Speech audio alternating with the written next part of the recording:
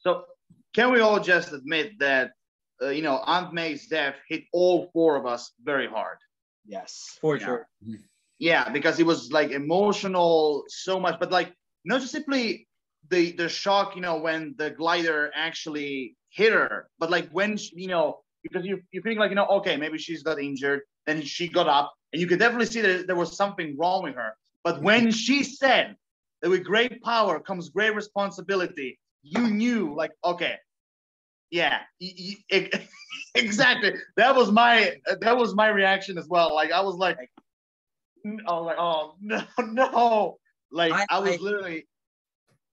was literally crying. And when she said that, I was like, okay, she's a goner.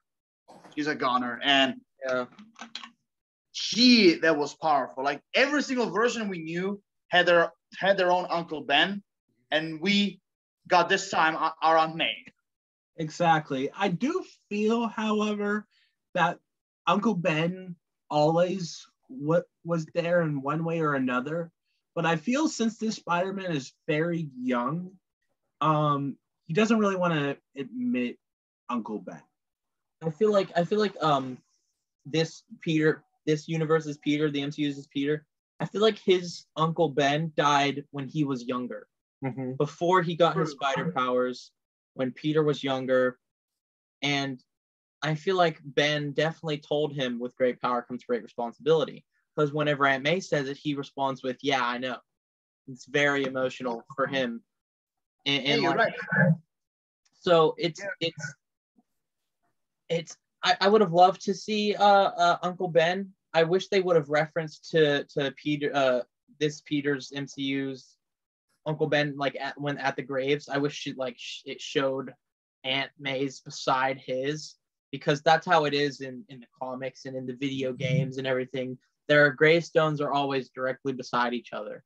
And I don't know if that was what was said on her gravestone was from the comics, but I know it was in the video games. If you help someone, you help everyone.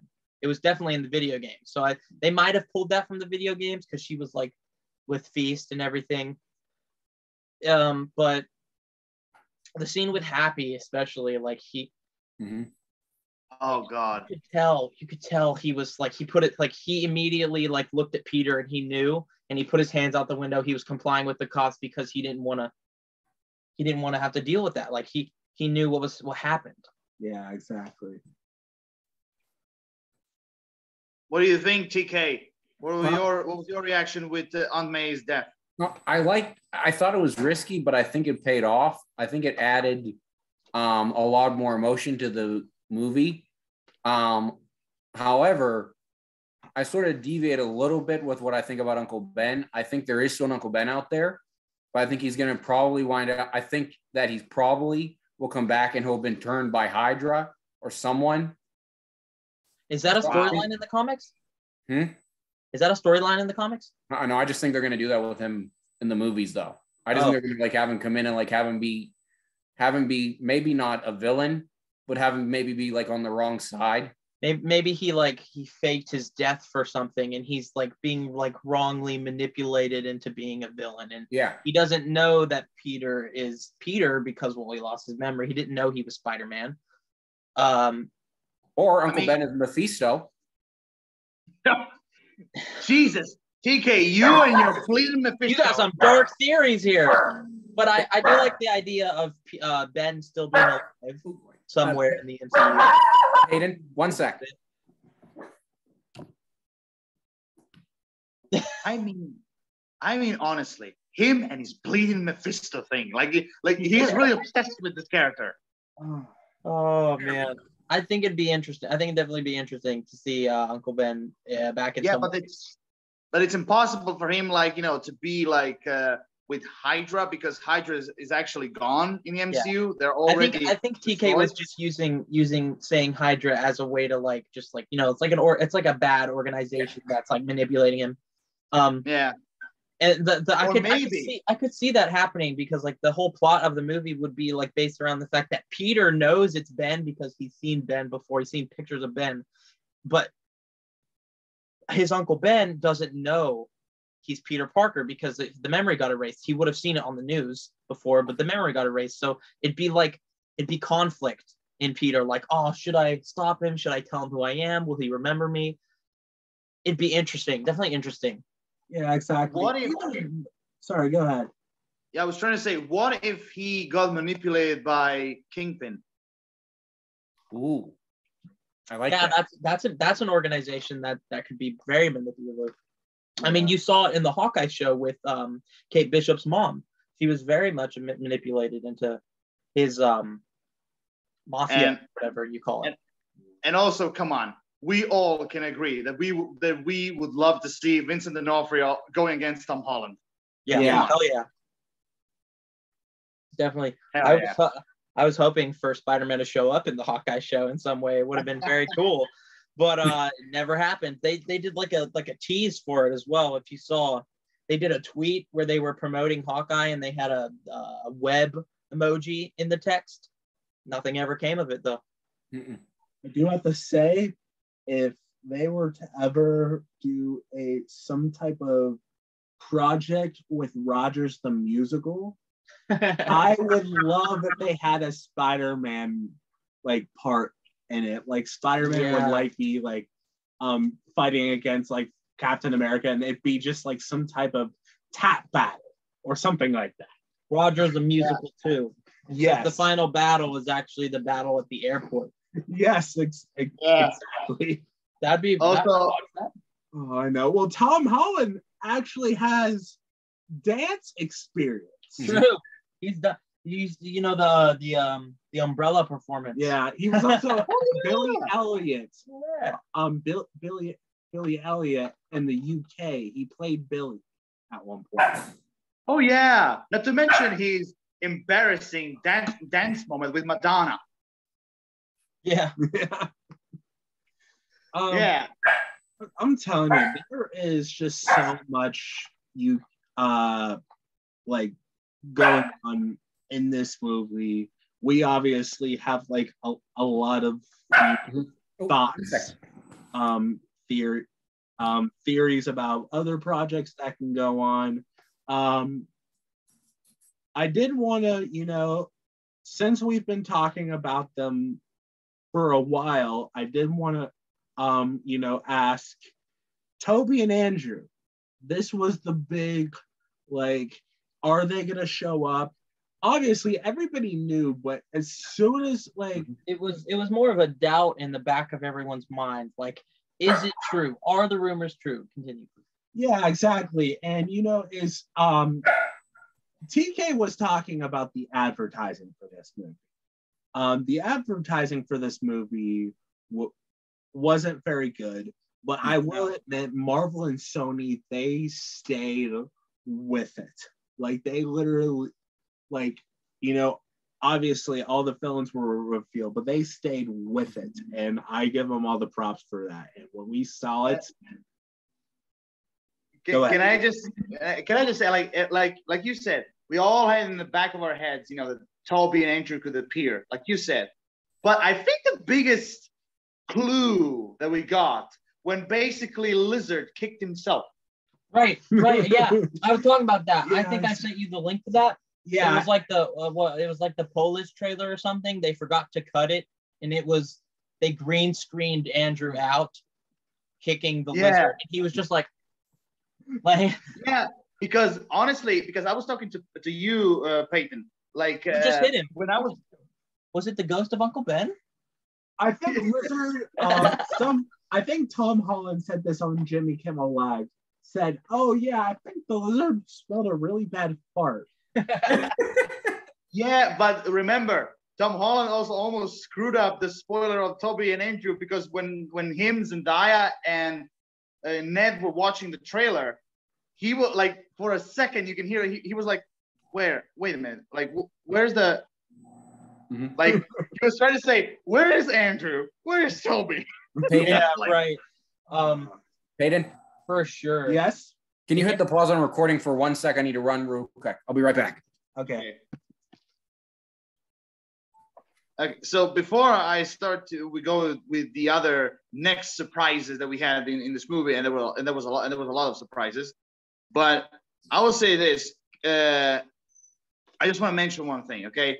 Willem Dafoe, when Spider-Man was punching the crap out of him and he was starting laughing, I was like, okay, that is a green light that he could play the Joker. Just saying. That very reminiscing of like Joker vibes for sure. So, and of course, a lot of fans would love to see Willem Dafoe as the clown prince of crime. Everyone would love to see him because he has the figure, the face, the laugh, and everything. Mm-hmm. So I just want to say that. Especially the smile. He has that on point. Yeah. Oh my God. But also, can we all just admit that we didn't saw coming Daredevil's cameo? I'm a really good lawyer. Yeah. Oh my God. I think it was a great cameo, great way to pull in the Netflix series, because it doesn't get as much love as it deserves, I feel. I totally agree. Like the 3 seasons of Daredevil, like this show was like really, really good. It was really good. I loved the character. I love what what was the actor's name? Charlie Cox? Yes. Right. I love Charlie Cox's portrayal of Daredevil. Vincent D'Onofrio as Kingpin, like he was great. I love the actors who played Vanessa and all other characters, like they were great, including Punisher and Elektra. So like, I really love the show, and I agree with you. It is really underrated, really, really underrated. And again, a lot of fans said bring Vincent D'Onofrio back as Kingpin in the MCU, and we did in Hawkeye. And of course, a lot of people say now bring back Charlie Cox as the Daredevil, and here we are in the MCU. We have the Daredevil we all know and love. That scene where they were all sitting at the tables was leaked, actually. And they were all sitting at the table. It wasn't the whole scene, but like it was just a picture of them sitting at the table. Yeah, I mean, it was the same thing with Toby and Andrew. But I mean, at the same time, I mean, come on. It was like crap, I'm lost for words. I was talking to TK about this. I think pretty much like every theory we had on the internet came true in this movie. Yeah. But at the same time, it was one of those things that you'd have to see to believe. Like even if you were to have the entire movie told to you like word by word, I personally would just have a ball watching it, right after that. Well, that scene where Toby and Andrew came in the portals, that was such a great scene. The only problem I had with it was there was a loud person sitting next to me just screaming in my ear. Yeah, I wonder who that was. Toby! Andrew! Honestly, I would have loved to be there with you so I can film your reaction. I mean, we should have filmed the reaction. It was loud in there. And it wasn't just a scream and then everybody shut up. It was like a rolling scream. Like they were screaming every time Andrew spoke. And then Toby let me tell you, and it got louder. Let me tell you a story. Believe me, like when he was screaming, I believe the entire theater screamed. But where I went to see the movie, I told you that, Peyton, already. When I went to see the movie, I was the only one screaming, the only one, and everyone was turning around and was watching me. Like, what the fuck is wrong with me? Like, who the hell is this guy? You needed to come to America to watch this movie. You need to get an American experience for a new movie. Next Spider-Man movie, we're gonna buy you a ticket to fly down here. Yeah, the true American. We'll go get some pizza from New York.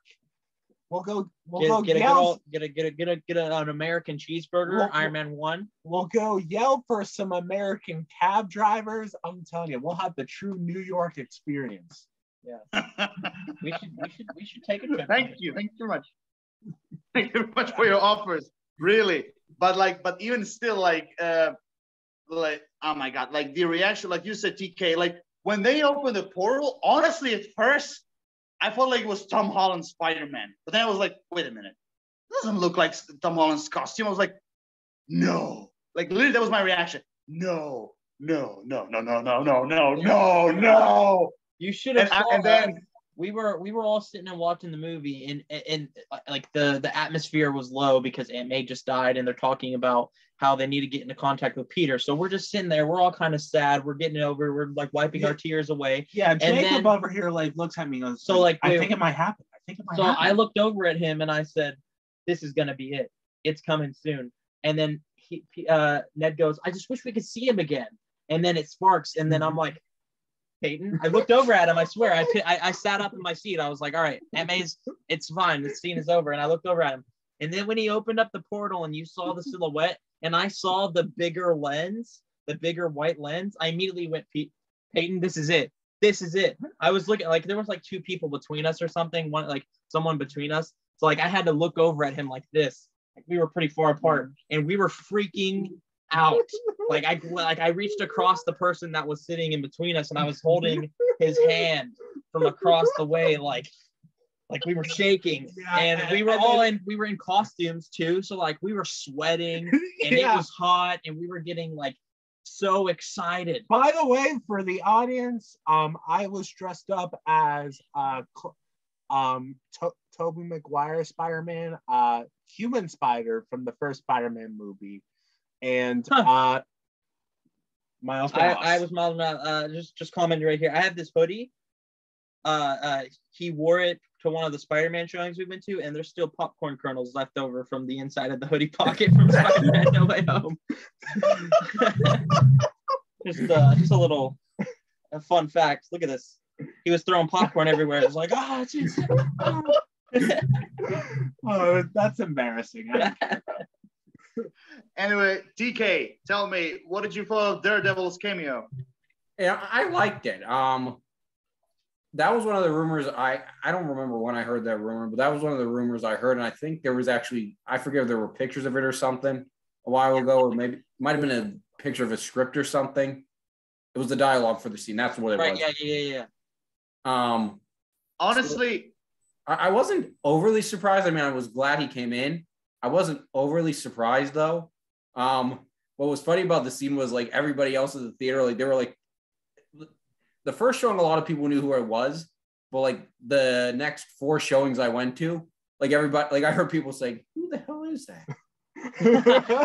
Well, yeah, because the super fans already all went by the time you see it for like the 4th time. You literally went the second time the day after. Like it's just the people that are like, it's just the people that are like, hey, that new Spider-Man movie's out. You want to go see it? It's like, yeah, sure, why not? Fuck it. And then they just go watch the movie. Like, the super fans go and watch the movie. I went, my 3rd time watching it, I was in Maryland with my girlfriend, and we went and saw it together. And even then, like, it wasn't as loud, but whenever they appeared on screen, you could hear people gasp and be like, oh my God, did they do that? And like, it was a good experience. Just all around, even going and seeing it for the first time, like premiere, and then everybody yelling, and then the next couple times you see it, it's quieter, so you can actually get the dialogue that you missed from the screaming. So like you go and watch it, and you've seen it 10 times, you could probably quote it all the way through, Alan. So like, amazing experience as a movie to watch for the first time and for the 5th time. Yeah. Never gets. Oh yeah.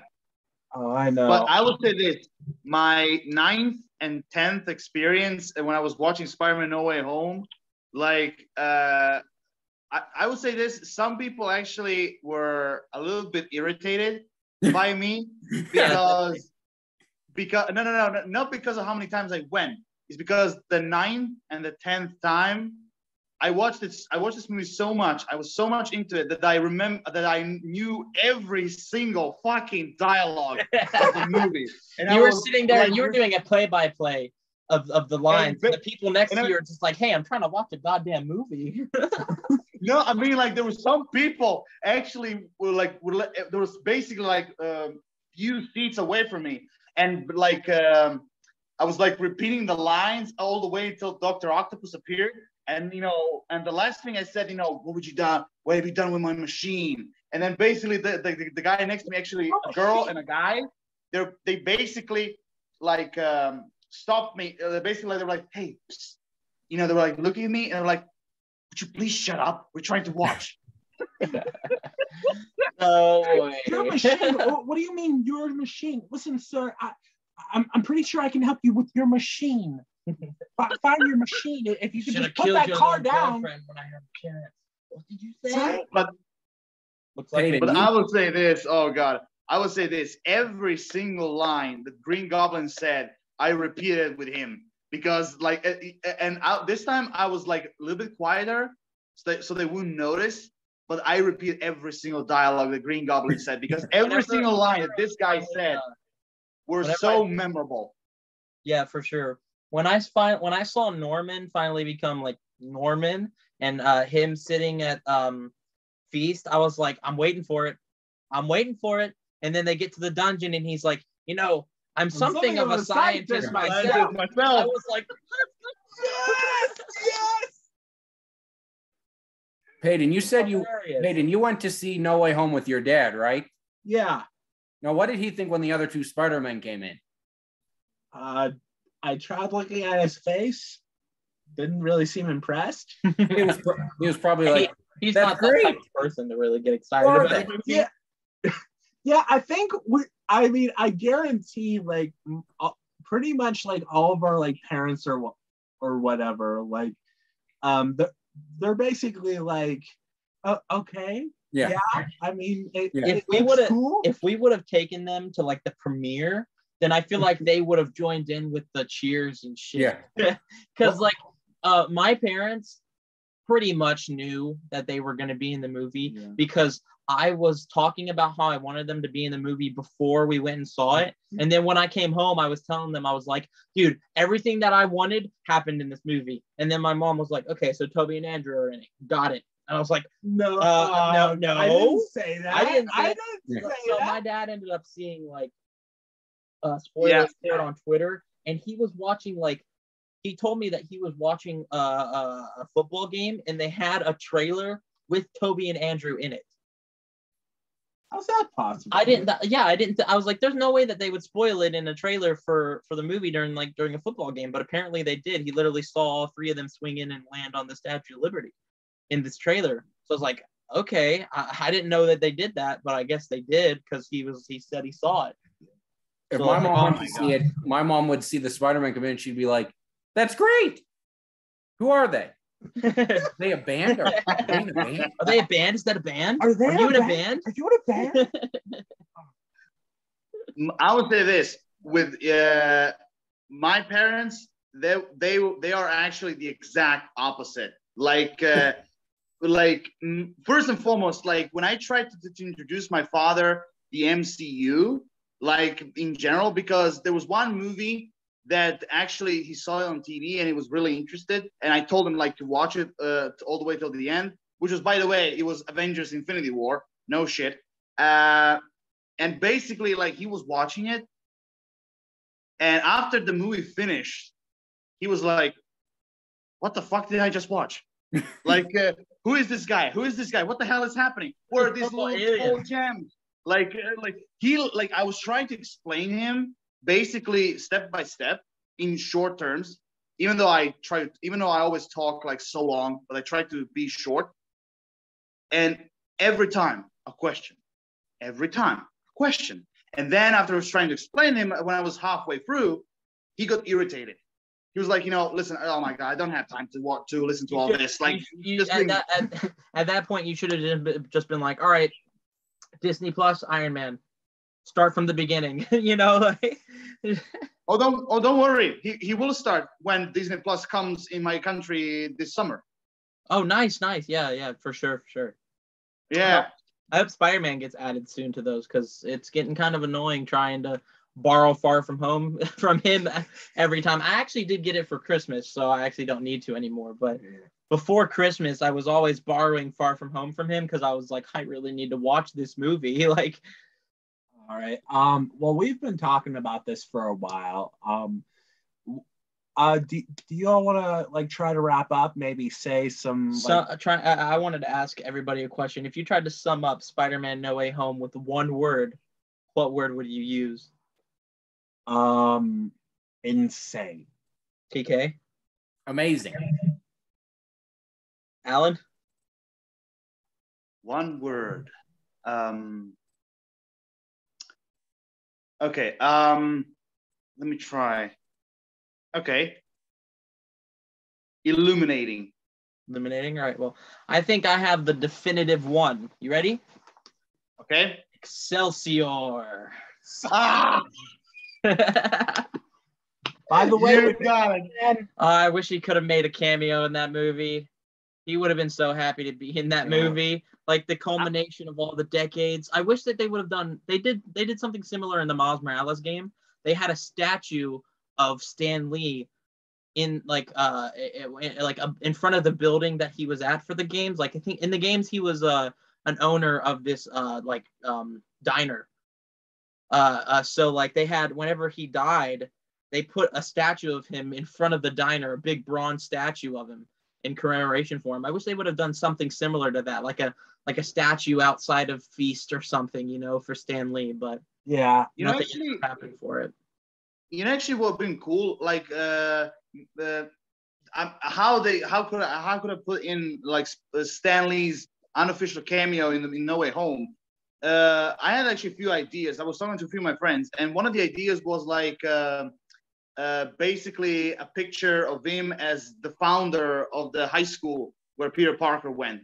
Oh yeah, that would have been that would have been cool. Or like slapping his face on the Statue of Liberty.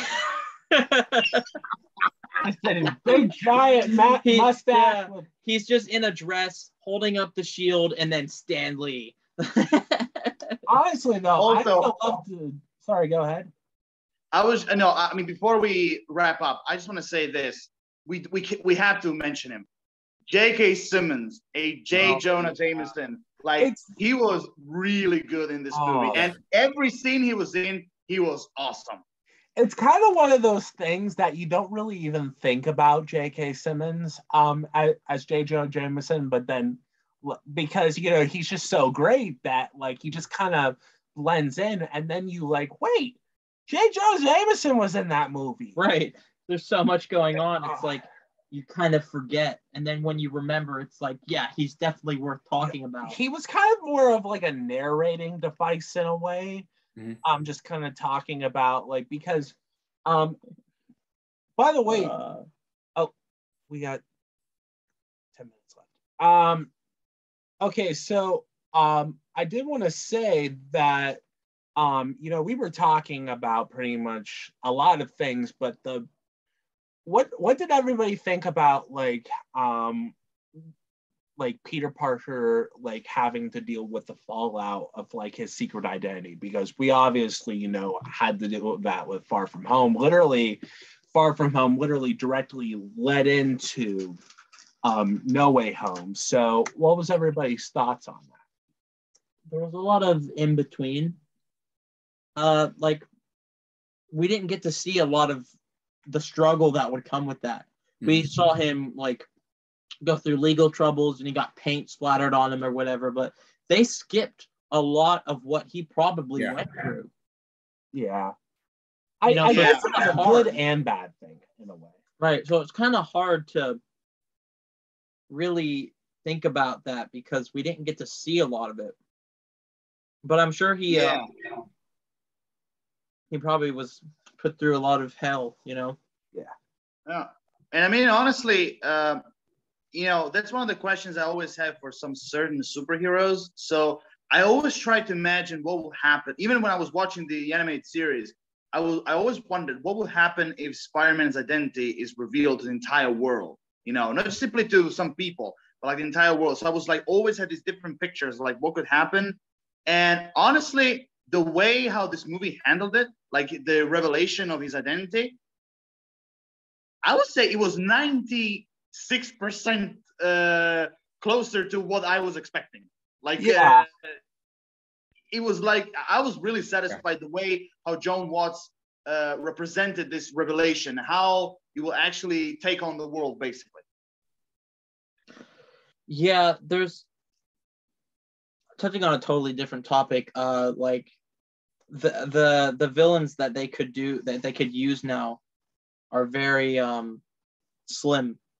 They've used a lot of them, so like I would like to see what they do with the villains in the next movies. Yeah, scrape the bottom of the barrel. Yeah, right. TK? Get some totally like obscure picks. I like to see. I don't want them to do a new Doc Ock like from the MCU's universe or something. I want to. I don't know if Peyton showed you my list of villains that we'd love to see in the Spider-Man movies, and trust me, there's a lot of Spider-Man villains, like not simply the major ones, but also even like the top bottom, like lesser known villains. Like for example, one of the villains I would love to see in the MCU. I don't know if you ever heard of it or heard of her, but I would love to see in a Spider-Man movie, even in the freshman year animated series as well. I would love to see the White Rabbit. Oh, that name is familiar, but I don't. From the Superior Okay, Spider-Man basically, comics. Oh, okay, got it, gotcha. No, not from the Batman comics. Superior Spider-Man comics. Oh yeah, right. That's the one, because basically she's a criminal. Like basically she's not like a mob boss or anything. She's basically like a criminal who does robberies and things like that. But she's basically dressed up as the White Rabbit from Alice in Wonderland. Like she has the makeup, blue jacket, and her weapon is an umbrella, and she always uses like gadgets. They're basically based on rabbits, and she has her own like Wonderland gang of her own, But I would love to see her, in the MCU, even as a secondary villain. I would love to see her. Yeah, I think I'd like to see a live action Scorpion. I feel. Yeah, definitely Spider-Man 4. That would be good. Yeah, because you could definitely, like you saw with Vulture, he didn't have feathers. It was a mechanical suit. So I would love to see a mechanical Scorpion suit be done in the MCU. They could use the Iron Man tech that was stolen, Yeah, stuff like that. Maybe bring back Shocker as like a side villain. Mm-hmm. Yeah, right, yeah. Yeah, but there's another villain I would love to see, and that is Tombstone. Yeah, absolutely, yeah, for sure. He was in the game. Spectacular Spider-Man. Yeah, and Spectacular Spider-Man, definitely. Tombstone would be really interesting to see as well. Yeah, definitely. We're running out of time on the Zoom timer, so I did want to get everybody's final thoughts about this movie. Maybe say something else that we didn't mention, and then we'll give the outro. Like a minute each on each of us. Yeah, exactly. Me personally, I just would love to say this movie wasn't just a movie. It was a once-in-a-lifetime experience that was just a culmination of many years. And not only it was just great to see all the characters from the other movie come back, but this was Tom's story. And, we get to see him turn into the Spider-Man. By the way, I would love to say that the final scene, the final maybe 5 minutes of this was probably the best I've seen in a superhero movie, because it's raw, it's emotional, it brings back Spider-Man to his core, and that final scene with him swinging through New York during Christmas time, absolutely beautiful. And Michael Giacchino's score, flawless. I think the only thing I can say, my last final slots, is just thank you to Amy Pascal, Kevin Feige, everyone who worked on this movie, Tobey Maguire, Tom Holland, Andrew Garfield, John Watts. Just thank you. This movie meant so much to all of us, and it's just I'm just happy I was able to experience it. Who wants to go next? TK? My final thoughts with the movie are, it was a really good movie. And if you haven't seen it yet, get your ass to a theater, see the movie. And also, if anyone from AMC happens to see this, get some damn Spider-Man merchandise. Please get a popcorn bucket. It may be after the premiere. Just do it. Invest into it. Trust me, people will buy it again. People will come back. Release it with the extended cut. Yes, exactly. Release it with the extended cut. Yeah. Oh God. Alan? Okay. So just like you, Peyton, said, just like Infinity War was for me, even Spider-Man No Way Home, it was not just simply a movie. It was an amazing, legendary experience that needs to be experienced on the big screen. And I have to say thanks to Kevin Feige, to Amy Pascal, John Watts, and all the crew behind Spider-Man No Way Home. What they gave us was basically not just simply a love letter, but a spectacular special gift to all Spider-Man fans all over the world. And everything was great in it, from the story, the Tom Holland's performance, Doctor Strange, he was also great in the movie as well. We forgot to mention him. Like every scene he was in, he was great. And I even thought like his role would be small, but no, he was even way more bigger than what I actually imagined the first time. Like he was great as well. The villains were great. The action sequences were mesmerizing, beautifully choreographed. And I love the grand battle at the end. I really, really loved that. He had emotions, consequences. Sure. And I really liked, sometimes it hits you really hard, but I really like this movie ended on a bittersweet ending. I really like that. So, I mean, I only have praise for this movie. The only flaw I can get is that, you know, I want to see more. So yeah, bring in the extended cut. Yeah, exactly. Well, that being said, I would like to thank everybody who watched this. Obviously, it was a special episode for all of us. We hope to bring back to start some new episodes.